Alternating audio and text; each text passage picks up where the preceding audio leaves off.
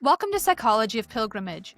In this episode, I am joined by Anne Bailey, who is an associate member of the history faculty at Oxford University and a part-time tutor at the university's Department for Continuing Education, where she teaches courses on pilgrimage and medieval women. Thank you so much for joining me today on Psychology of Pilgrimage. It's truly just fantastic to see you on this platform and to have a chance to talk to you about all of the initiatives that you have, or I should say the initiatives that you are sort of organizing around pilgrimages. You're teaching a pilgrimage class.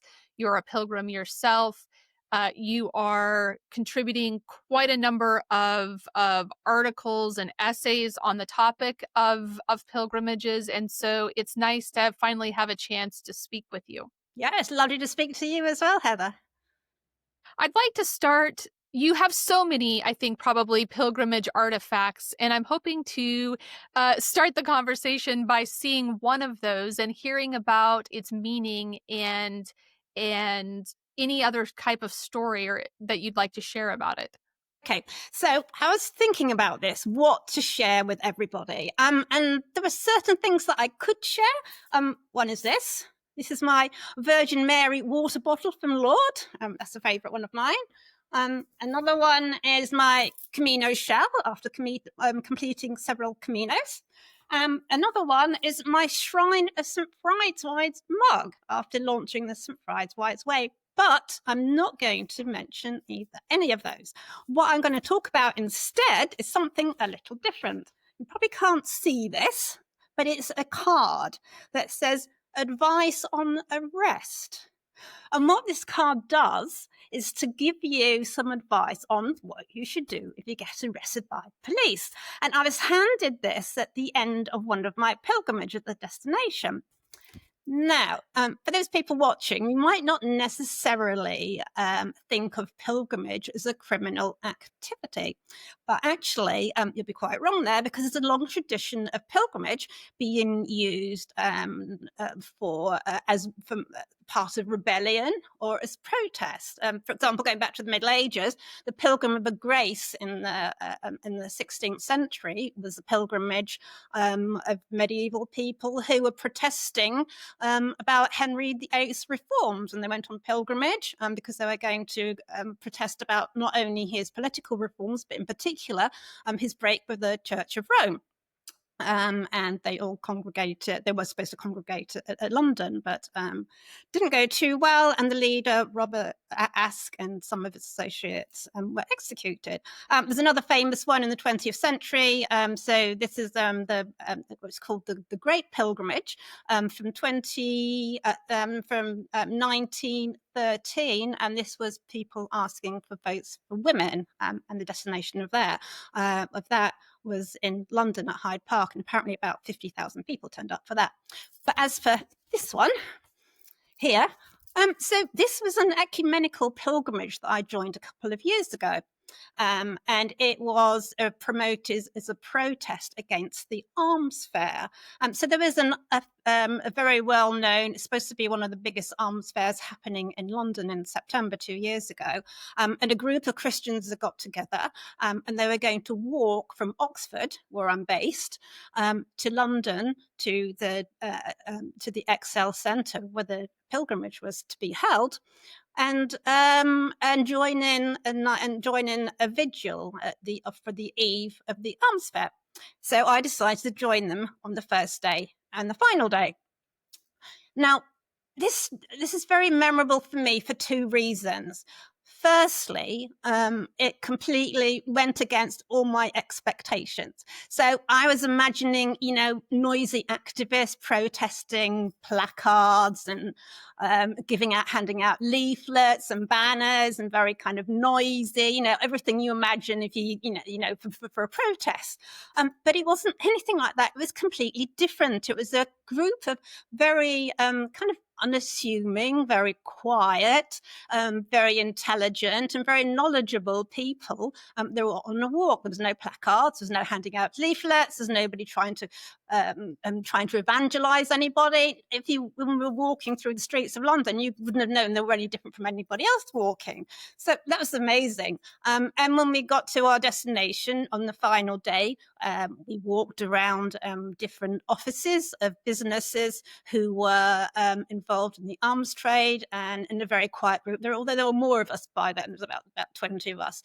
We kind of stood in a group around the offices, and we prayed and sang a peace song, all very quiet. And obviously some people in the offices were a bit wary of wondering what we were doing. So they came out and we just talked to them very peacefully.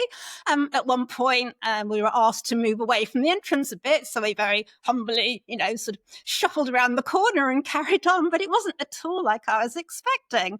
And then we actually got to the place where the vigil was being held, which was outside the XL Centre. There was a large group of people there. There were the Pax Christi Christians and other groups, and they did have banners. And there was a very quiet walk down a very quiet road, actually, to the XL Centre. And then there was this vigil.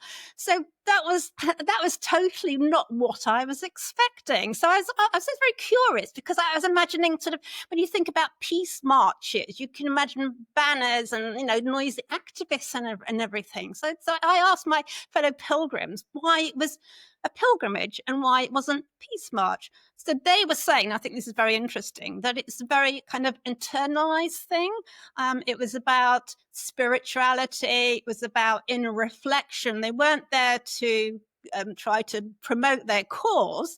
As you know, pilgrimage is quite often supposed to be, something that transform you, but they weren't even trying to transform anybody or anything. It was very kind of an internalized. It was the pilgrimage that kept saying it.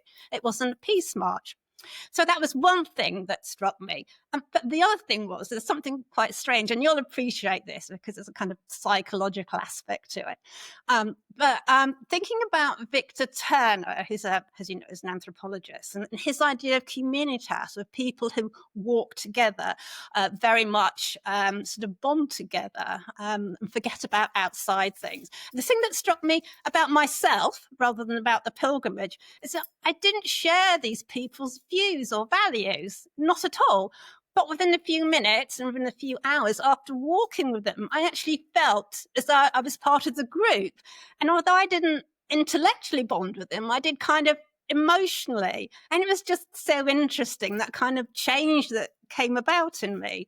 And when we got there, I didn't stay for the entire vigil, and I wrote about this in a piece for a newspaper later.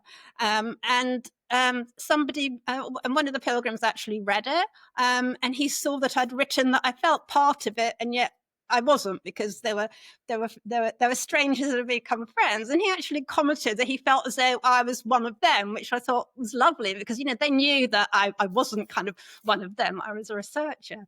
So yeah, so those are the two things that really make it stand out. And also I do a lot of other sort of non-religious pilgrimages as well. And the thing that occurs to me for all of them, but especially for this one, is that what sort of drives them is the passions of people, the beliefs. So I've been to one of the first pilgrimages that I ever went on was for Richard III's reburial. So I don't know if you can remember this. It's in 2016, so it's quite a long time ago. But one of the British medieval kings, Richard III, they discovered his body in a car park in Leicester. They dug him up, and it always had a very kind of bad reputation in history, started by Shakespeare.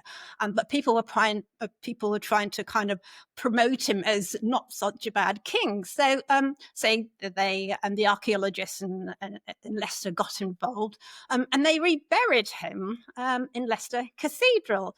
And this is promoted in the media as a pilgrimage. And one thing that really interests me is what people think of as a pilgrimage. So because it was promoted as a pilgrimage, I had to sort of go there. And it was the same thing, that the passion of the people, they felt bonded to Richard, who was a king from the 15th century. It was amazing. They felt they had something in common with him. And this is what drives a lot of these secular or at least long non-religious pilgrimages. The same thing happened when I went to see the lying in state of Queen Elizabeth II in 2022. And I was talking to people from the queue, and they felt bonded to the Queen in a similar sort of way.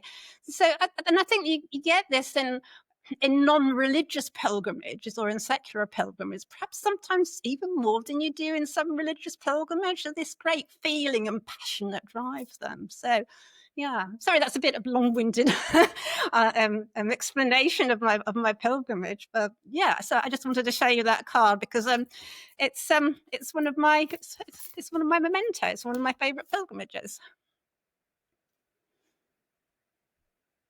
Thank you for sharing about a number of the pilgrimages that you have participated in. I'm curious specifically about the context or the idea of pilgrimages in protests or as a form of protest. It does seem, based on what you were speaking about at the very beginning about the historical precedent for such pilgrimages, that this word is often used in an American U.S. Context. We often see this with civil rights pilgrimages to visit various sites that were important during the civil rights movement. And seeing this blended together, this socio-political, religious, also individual passion, like you have just referenced, is interesting, and it makes me wonder about the overall context for the idea of protest and pilgrimages within Britain. If there are any earlier iterations of this that you have learned about. Well, the ones that I mentioned, I'm sure there are others. I can't think of them offhand. But what I would say is that becoming more popular now. A lot of climate change pilgrimages. I went on the COP26 one of the climate change pilgrimages that were walking from Cornwall, I think, up to Glasgow. And there are several, and this is for the United Nations climate change event. And there are several that I've been on in Oxford as well, climate protests that are just sort of going around the town and drawing attention. But they're quite often more protesty in a way, they're more banners and things. So that's why I didn't mention those. And that was the thing that struck me about that's the thing that struck me about the peace pilgrimage, because it was a little different, and they had the definite idea, the difference between a pilgrimage and a protest, because quite often, as I've seen in the climate pilgrimages that I've been on, the two kind of protest and pilgrimage converge in a way, so you're not quite sure what's what. But in the peace one that I went on, it was very different. The participants very definitely knew that it was a peace pilgrimage and not a protest. But yeah, I think you're right. It's one way that people can bring attention to concerns or even to anxieties. Even in the Middle Ages, for example, people were going on pilgrimage as a result of various anxieties about the weather or illnesses or whatever. So it's kind of a part of a bigger thing, really, I suppose, in many ways. So when was the first time you recall being a pilgrim? Okay.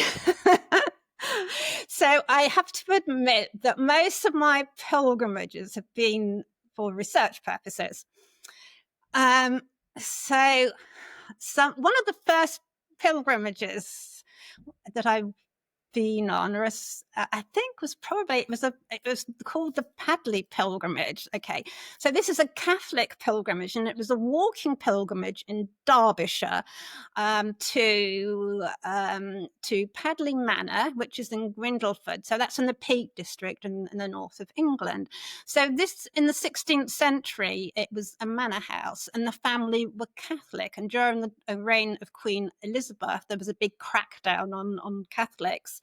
And the family at Padley Manor had harboured a couple of priests, and the priests were discovered and then were taken off to Derby jail and eventually executed. And they became martyrs. So the pilgrimage that I joined was one of the first walking pilgrimages that I'd been on. And also it's quite unusual because each year there was a pilgrimage to commemorate the two priests at what is now the ruins of Padley Manor. And usually people, come for a day. It's a typical Catholic annual pilgrimage where you bring your picnic and there are services and confession and all the usual sort of things. But I went on this walking pilgrimage with somebody who decided that we were going to walk backwards from Derby, where the martyrs had been executed, back to Padley. So that was one of my first pilgrimages, I think, or one of the first times when I kind of thought of myself as being a pilgrimage. And I actually use that example now in my teaching, because I was with a small group of people and I sort of interviewed them and got to know them a bit over 4 or 5 days, and some of their understandings of pilgrimage, made it into my classes. What was it about that particular experience that gave you either permission to call yourself a pilgrim, or was it that others recognized that you were part of the group and a fellow pilgrim? Are there some characteristics that you can describe that made it memorable in terms of being able to say, I am a pilgrim in this experience? Yeah, that's really interesting.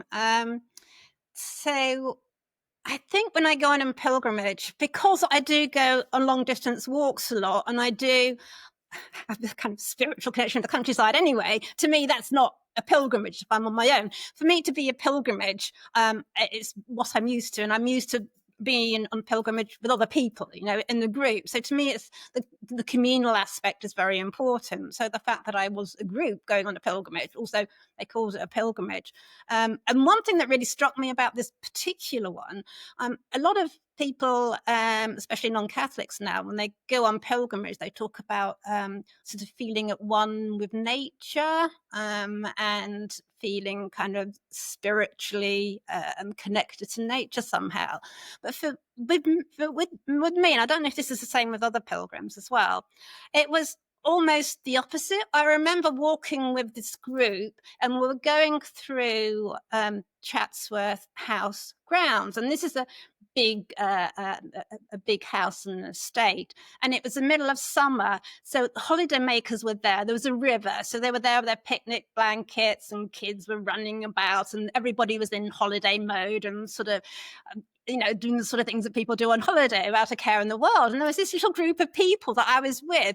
We were winding our way through them, and it was like we were kind of separated from them. We were our own little unit in a way. We weren't part of that. We were almost floating along, and that's what I've experienced in a lot of the group pilgrimages I've been with, you, especially pilgrimage where you have moments of quiet, or you're just with your fellow pilgrims, or you're reflecting on something. It's that sense of being there but not being there, of being there physically but not necessarily being there spiritually, and just kind of moving through. And that's one of the things that's always appealed to me as well. I've done a lot of backpacking and traveling in the past, and I just love the idea of being outside, of being on the margins, and not being quite part of things, but seeing things as you go past, and not being involved.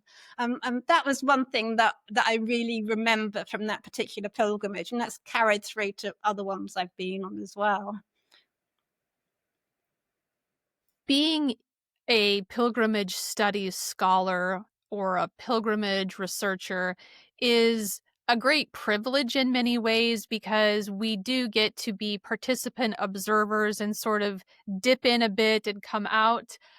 We can immerse and then pull back and reflect on our own experiences and the experiences of others, which you have done in a fantastic way through your writings. And I'd like to hear a little bit more about how you, if you take kind of a broad approach, and in the writings you kind of find this rhythm of dipping in and then coming back out, or how do you approach this sort of scholarly distance while also participating as a pilgrim? Yes, that obviously it's a very, very difficult thing to do. And I'm also taking a lot of photographs when I go as well.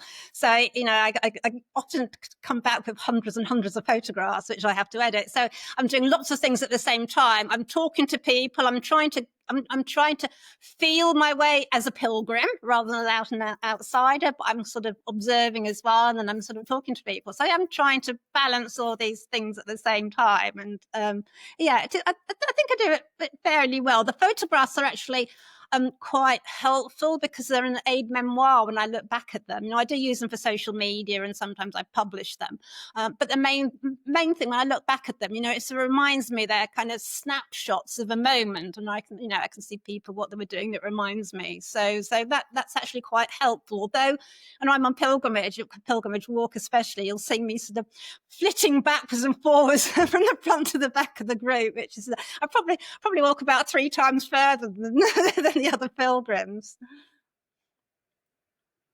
The photos are very helpful in the ways that you've described, and I've seen a number of your photos on social media, and also on your YouTube channel, which I guess is a type of social media. I don't know. I consider that as something different in some way. I am realizing that I did not ask you about your academic background, and so this, I think, helps shape your approach. You've mentioned a number of examples of pilgrimages during the Middle Ages, and so I did want to come back and ask you about your academic background and how you entered the realm of the study of pilgrimage from that perspective. Yeah, so I was originally, and still am, I suppose, a medievalist. So I took my first master's in medieval studies after quite a long break after my first degree. And then took another one because I didn't know. I wanted to go on to do a PhD, but I wasn't quite sure how to conflate or combine all my interests. And I was interested in Christianity and in religion and in women, but I couldn't quite put them all together. And then I did my second master's in Bristol University, and there's this wonderful course called travel and pilgrimage in the Middle Ages. And at the time, I was far more interested in travel because I'd done a lot of backpacking, a lot of hiking and walking myself. So basically, I did this course for the travel element. But pilgrimage came with it. And then I discovered this wonderful, wonderful source called a miracle collection. So miracle collections are short stories compiled at monastic houses that curate shrines of saints. And there are a lot of them published in the 12th century. And these stories, because they're miracle stories, they very much, the main idea is to show how a pilgrim, a man, woman, sometimes a child, even an animal, gets cured thanks to a saint. And they either come to a saint's shrine to be healed, or they come to a saint's shrine to give thanks after they pray to the saint and being healed or cured or have another miracle happen to them. So, but these sources absolutely fascinated me because there are so many in the 12th century, which is a time that particularly interests me because we don't know so much about it. And also there aren't very many sources about ordinary people in the Middle Ages. And yet these stories are full of peasants, or quite ordinary men, women, and children. And, you don't have to believe in miracles to see all the background things. You find out how, what ailments people were suffering from. You find out about a little bit about the home life. You find out about, the relationships of the people who they went to the shrine with. And more importantly for me, what they did when they got to the shrine. So you get to see all their, the rituals, and the other things. And this absolutely fascinated me. So I carried on. I did a PhD, and I was interested in women in the Middle Ages as well. So my PhD at Oxford, my DPhil, was on looking at the way that female pilgrims were depicted in these miracle stories. I should say in England, there are dozens and dozens of miracle stories. The Becket ones at Canterbury Cathedral are probably the best well known, but there's a collection at Durham and Winchester, St Swithin. There are so many. There's so many to choose from, basically. And during my PhD, I started getting interested in pilgrimage anthropology. I read Simon Coleman, John Eade, and kind of thought, well, yeah, this is really interesting. It'd be really interesting to go on pilgrimage myself to try and get an idea of what medieval pilgrims would have done. Because coming from an Anglican background, I didn't know much about modern day pilgrimage myself. All I knew about it was, having read Chaucer at school.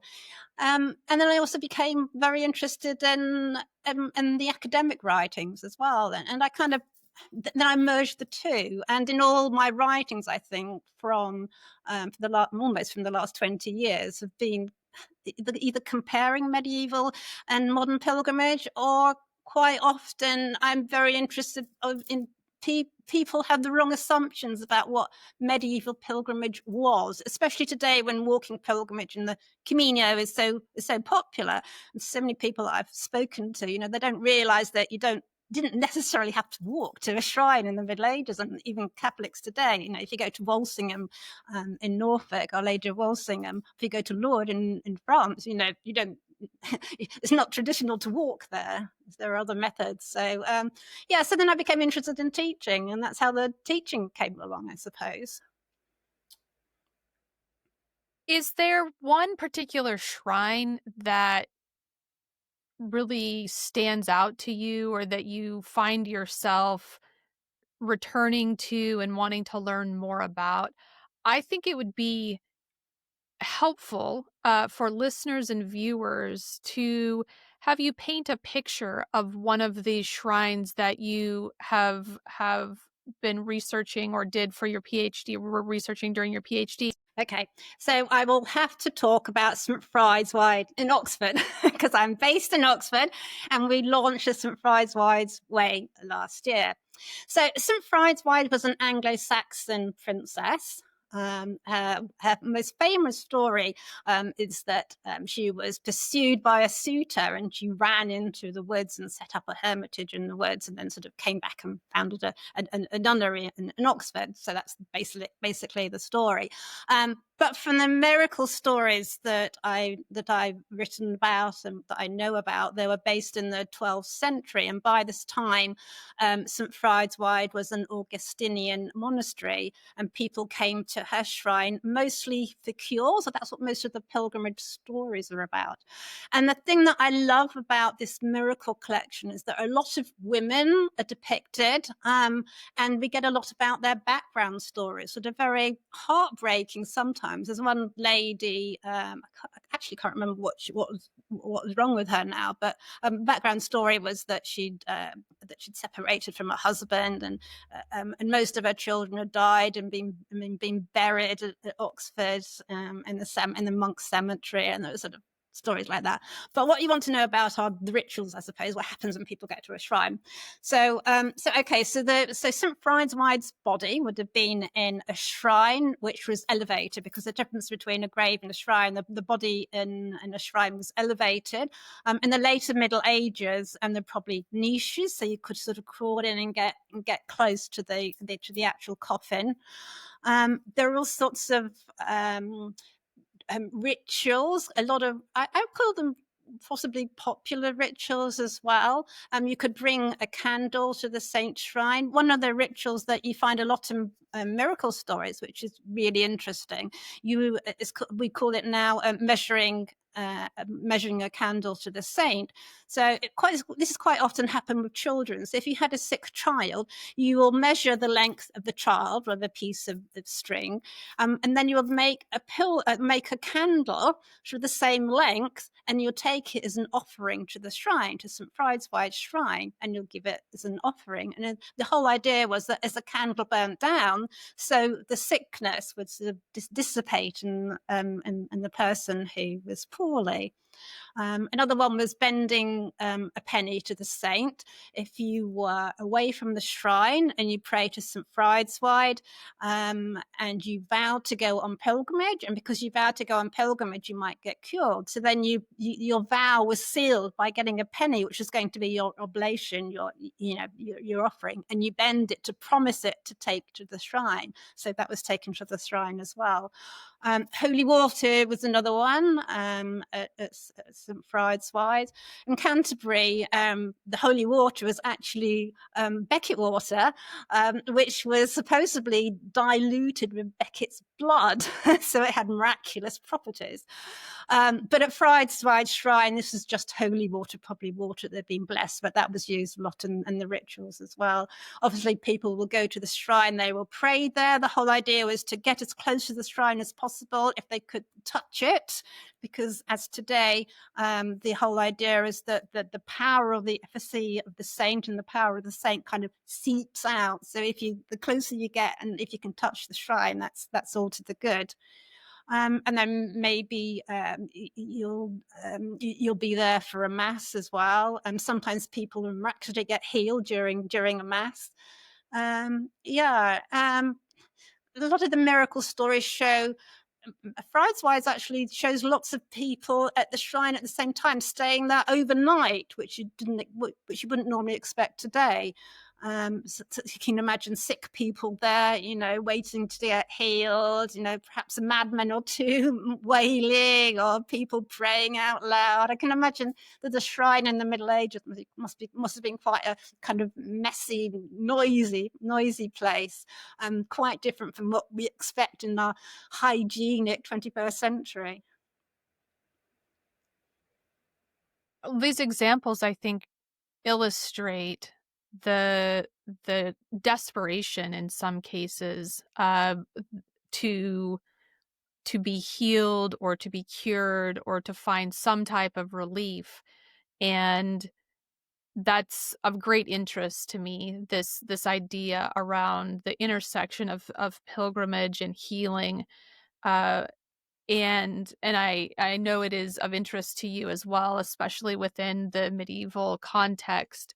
And I think that this has informed the class that you are now teaching at Oxford. And I'd love to hear about the class and the structure of the class, and even the experiential piece of the class, because I have seen on social media that students and you are also going on pilgrimages during the class, which sounds very fascinating. Yeah, I'm very lucky because I teach at Oxford Department for Continuing Education. So this is for lifelong learners. It's not part of the undergraduate degree course, although the courses are taught at undergraduate level. And if you take enough of these courses, it goes towards an undergraduate degree. So that's fantastic. If I can't teach undergraduate pilgrimage at Oxford. But I have students coming from far-flung places. I had a lady come from Dublin, away from Dublin last year, and people come from St Albans and from all over the place, because unfortunately there are very few of these departments. The funding's difficult, so there are very few of these in the UK. So my courses are about 10 weeks long, because the great thing about ConTED, as we call in the Department of Continuing Education, is that you can propose your own course if you're on the tutors channel. So I proposed 2 courses on pilgrimage. One of them is more kind of a pilgrimage studies one that looks, for half the course, we look at medieval pilgrimage. And the second part, we particularly look at the anthropology of pilgrimage, starting with Victor Turner and sort of going onwards.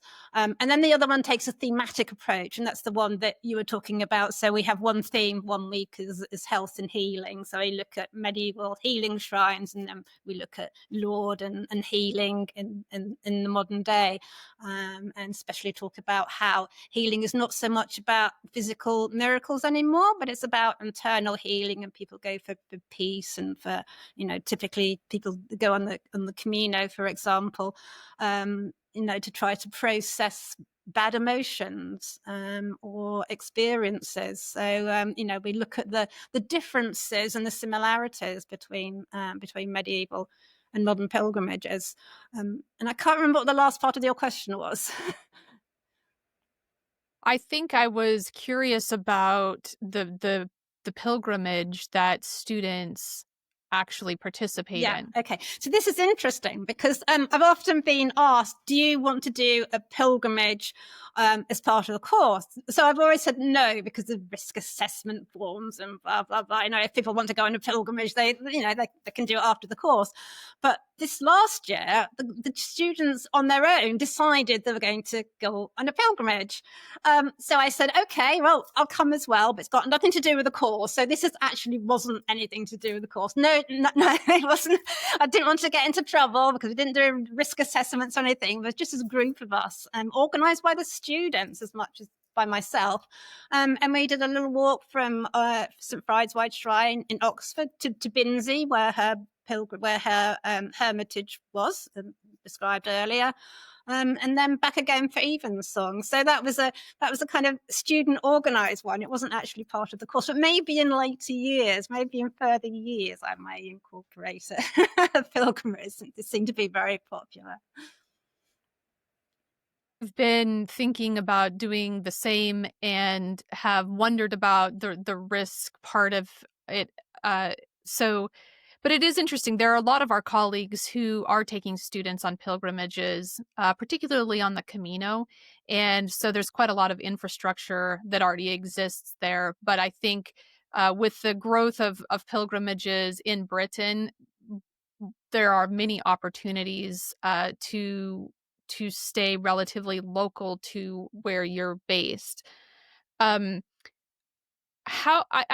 curious to hear your thoughts about how your work is nested into the greater pilgrimage explosion that's happening in Britain at the moment, in terms of marked paths, interesting new programming, a lot of new research that is emerging around pilgrimages in a British context. How does your work fit into this larger pattern? Well, it's very much inspired by it, actually. When I started going on long distance walks way back in the 1990s, I actually walked the Pilgrim's Way, but it wasn't a pilgrimage because people didn't go on pilgrimage in the 1990s. It's all very new. If I told somebody I was a pilgrim, probably people would have thought either I was a bit eccentric, or I was, or as a passionate Catholic or something. It was just something that you didn't do. So by the time that I had finished my PhD, most of the this is 15 years ago. This is most of the academic writing on pilgrimage was Catholic pilgrimage, and it was very shrine based. I mean, this is you probably know this book by the Nolans, Mary, not the Nolan singers, Mary and Sidney Nolan. So this was written in 1989, I think it was, and it's called Christian Pilgrimage in Modern Western Europe. And for them, a Christian pilgrimage, it was Catholic. And B, they didn't talk about walking to a shrine or getting to the shrine. It's also shrine based. So it's actually what happened when you got a shrine. So for me, seeing the explosion of walking pilgrimages, that was just terribly interesting. So I sort of got very interested in why suddenly academics have started writing about getting to a shrine rather than being at a shrine, the difference between pilgrimage at a destination and the pilgrimage on the way. You know, typically the Camino, a lot of people that walk the Camino, they aren't interested in what happens when they get there. That's the end goal. You know, that's finished when they've done it. The main thing is the walking. And this is so different from what I'd grown up with when people didn't go on pilgrimage. I'm from an Anglican background, and also the academic side that I saw when I was completing my PhD, and it's changed so much, and the pilgrimage routes have expanded, especially across the UK. It's amazing. You know, I try and keep a track of how many new pilgrimage routes are just opening up. You know, it's just so many, you can't keep up with them. It's absolutely amazing. And now, of course, the thing that really interests me is not so much why people want to go on pilgrimage, but the fact that people's attitudes have changed. In the 1990s, it was very much a case of rebelling against Christianity, rebelling against Christian institutions. By the 1990s, a lot of people were becoming atheists, and I remember people were very anti-church. They wouldn't even go into a church. They were so against it. But since then, another generation has grown up, and this new generation, they haven't got this prejudice. Not only that, but their parents weren't religious in any way, so they have no kind of, that, as well as not having the prejudice, they don't have the Christian knowledge. So they're actually becoming very interested in pilgrimage without with all the baggage. It's something new and something exciting and something more spiritual than religious.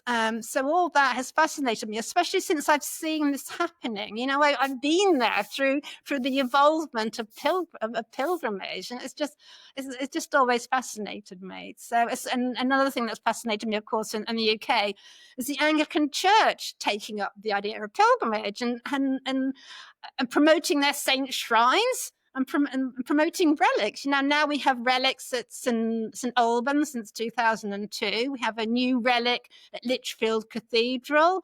It's, you know, and St Thomas of Cantilupe as a relic in Hereford Cathedral. You know, this would have been unheard of 20 years ago. It's you know, it's just such a complete turnaround for the Anglican Church. So all this kind of feeds into all my interests, and I just want to know more and kind of go with the flow to see, you know, I'm interested in where's this going to go, sort of thing. So yeah, so it is a very interesting development that you have just introduced into our conversation, which is that pilgrimages are sanctioned within the Anglican tradition at the moment. And then also I was not aware of the focus on relics, so that is new information for me. What do you think what's causing this? Is it the pilgrimages themselves that have become so popular that the Anglican Church is responding to that? Yes, and also, of course, it brings people into the churches, so they need the finance. And yeah, I think it's just a way to bring, well, it's not just, but one big important aspect for the Anglican Church is bringing people in, you know, promoting their saints, trying to get people interested in their saints again, but not in a Catholic way. You know, for most Protestants, apart from the high church ones, you don't, the saints, you know, saints are long gone. They're kind of historical people. They're not, you know, you don't pray to them anymore, but they are part of the British heritage. So I think that's what interests people, and that's what the Anglican Church is making the most of. Saints like Cuthbert up in Durham, you know, people have have emotional connections with him. He's their local saint. People feel at home with him, very much as it was in the Middle Ages, except now that fewer people see saints as intercessors in the Anglican Church as they do in Catholic churches. So it's very much, shrines are becoming much more kind of a focus of prayer, especially in the last few years in Anglican churches, and also the stories of saints. People love stories, especially when they go on pilgrimages. They like to go on, people that like to go on long pilgrimage walks. There has to be a destination. So, of course, the Anglican churches are, promoting their churches not just as a destination, but, promoting their shrines as well. I've been waiting to ask you, well, I'm very interested in this idea in the relics, so I'm going to be reading a lot about that when we finish this recording. This seems like a pivotal moment, actually, within the Anglican Church, and so I'm curious to read more about this. I'm also really curious to hear. I learned on social media that you were visiting Stonehenge for the summer solstice. It's been a dream of mine. I've never been to Stonehenge, and the fact that you were able to do this over the solstice seems so cool, and I'd like to hear about that. Okay, so I have to admit that when I'm not in Oxford, my home is in Wiltshire, so fairly close to Stonehenge. It's the other side of Salisbury Plain, actually. So going to the solstice is something that I could have done for years, but because I'm normally in Oxford during the week, it'll have to have been a weekend. And of course, I waited until we're having a heat wave at the moment, so I had to wait for good weather. But then, of course, half of humanity also had the same idea. And apparently there were 25,000 people at Stonehenge when I was there. So I wouldn't say it was a particularly spiritual experience. If you expect spiritual experiences to be, very quiet and kind of reflective and everything. But it was interesting. So I was advised by Ollie Smith, the travel writer, who's written a book on pilgrimage. I was advised by him that if we go by car, the best thing to do is to arrive early because the car park gets full, and then go back and sleep in the car for a few hours and then get up before dawn. So that's what we duly did. What can I say?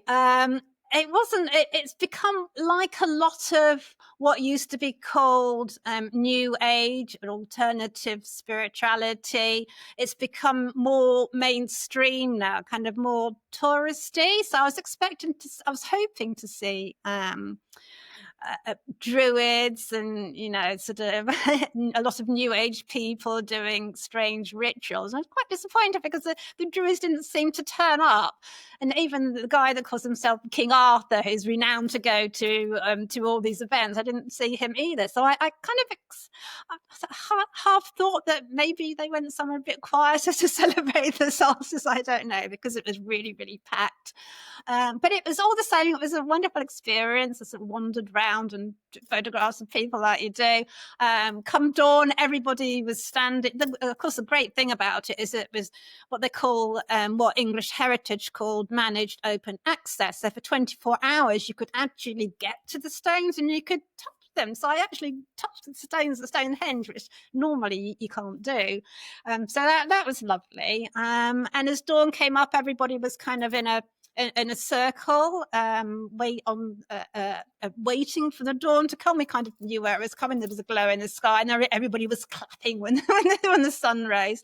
In many respects, it was a bit like going to a music festival. You sort of you go there while you're camping gear, or they can't actually camp on the site, but you can bring chairs and blankets, and people sitting around picnicking and waiting for the main event, which wasn't a band on the stage, but the sun rising at 3:45, I think it was, in the morning. So yeah, it wasn't quite as it might have been 20 years ago, but it was still an interesting experience.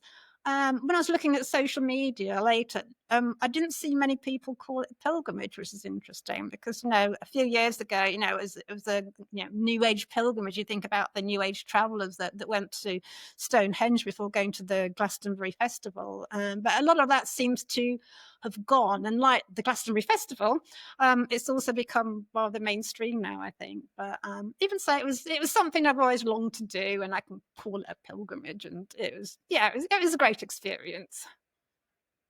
I was going to ask you exactly that, if you heard people calling it a pilgrimage. And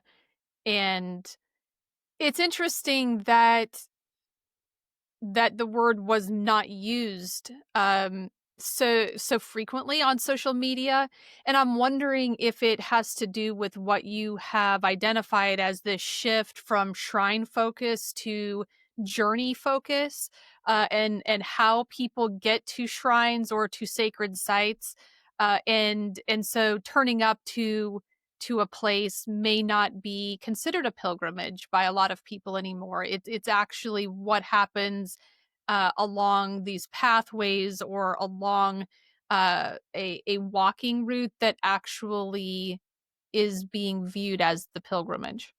Yeah, I think you're right. Something that happened to me a few years ago. I was heading a book club on pilgrimage, and one of the people that was there, she told me that Lourdes in France wasn't a pilgrimage because you didn't walk there. So many people think you have to walk, and that's part of the pilgrimage. I have to say, at Stonehenge, if you were stuck in the traffic for a few hours, like some people were, and then you have to walk a mile from the car park to the site, journey might be part of it. But even so, yeah, I think you're probably right, because I really didn't see anybody referring to it as a pilgrimage.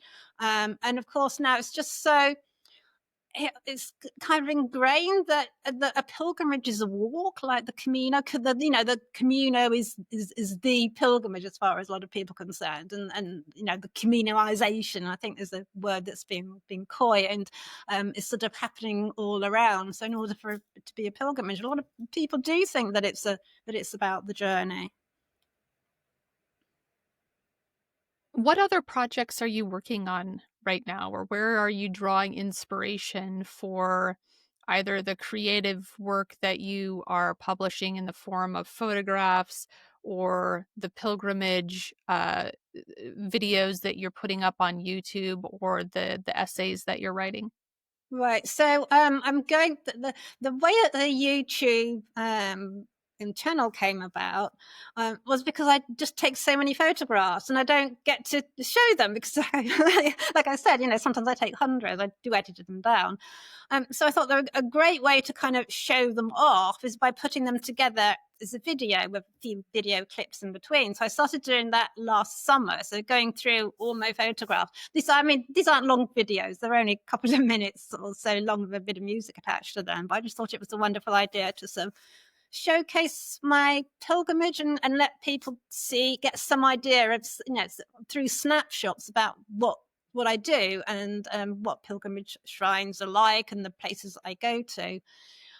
So I'm still doing that. I have pilgrimages planned for this summer still. I'm going on 2 walking pilgrimages in August. The first one is the Arundel and Brighton Diocese pilgrimage, which has actually been going for 50 years, which is one of the longest walking pilgrimages in the UK. And they do an annual walking pilgrimage. So I've known about that for a long time. So I'm joining them for a few days. Then later on in August, I'm going on the Pilgrimage of Hope pilgrimage that Phil McCarthy was talking about a couple of weeks ago. So I'm joining one of his routes. I'm joining the Cardiff one and ending up in Nottingham. But again, I'm just doing the first section and the second section. So I don't know whether these will be incorporated into any of my writings or not.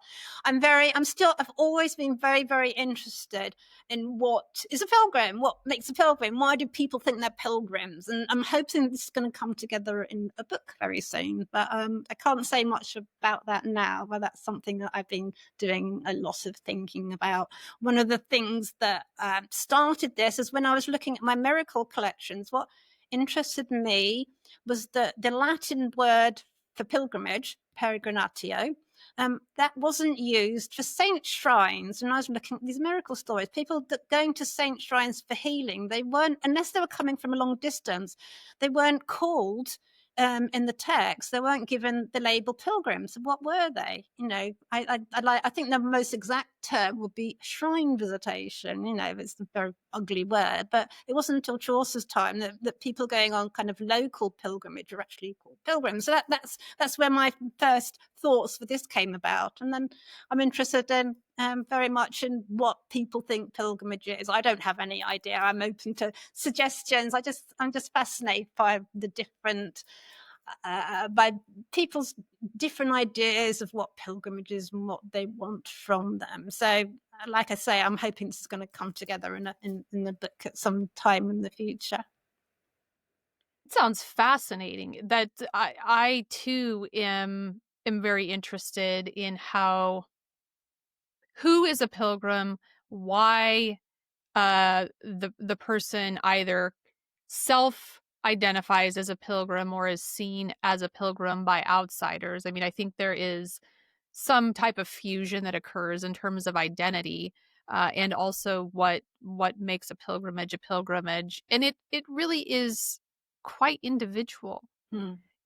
So the individual identifies as a pilgrim, but also one journey could be called a pilgrimage by one person and not another, and that is really interesting to me. Yeah, and also you can become a pilgrim as you go on a journey. You can start off That's as a right. tourist and then become a That's right. pilgrim. And another pilgrimage from last year was a tall ship Camino, and there were 36 of us from the Confraternity of St James, and we were aboard a tall ship, and we sailed from Foy in Cornwall to La Coruña, and then walked to Santiago. And I was asking people, when for them did their pilgrimage begin? At what point did they think they were a pilgrim? And they all came up with different answers.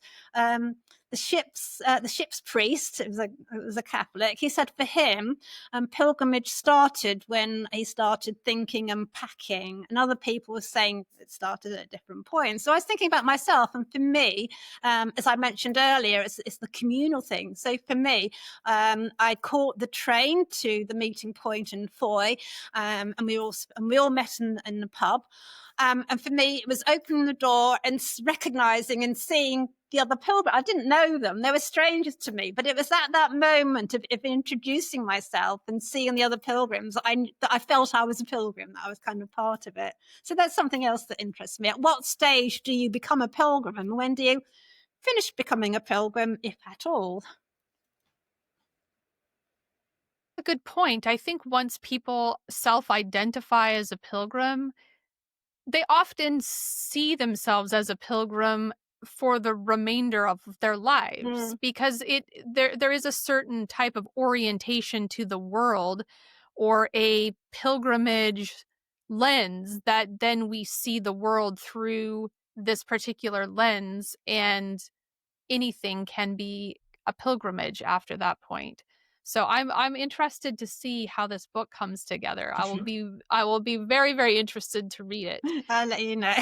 Yeah.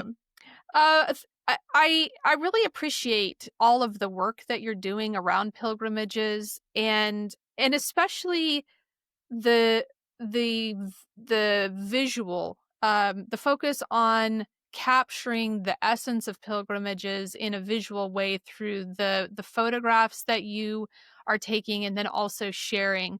I think pilgrimages are so dynamic, and often narratives only can describe the experience so far. We do need to have some type of visual representation, and so I'm really appreciating the work that you're doing in that area. And we're involved with a couple of projects together, which hopefully will be um, will be taking off. It's later this year, and so we'll have to do another episode maybe next year talking about some of these new projects. Anything else that you'd like to share that I didn't ask you about? I would definitely like to link your YouTube channel and other sites that you that profile your work, and so I'll do that at the end of the episode. But I did want to just check in and ask if there was anything else that you'd like to mention that I haven't already talked about. I don't think so. I mean, me personally, I could talk about pilgrimage for the next 10 hours. I have so many experiences and so many interests, but I think that will bore some of your viewers. Well, then this is probably a good place to stop. Thank you so much for your time and for sharing about your personal experiences as a pilgrim, and also how you're integrating this with your academic research and your writings. Okay, thank you very much, Heather. It's been great talking to you.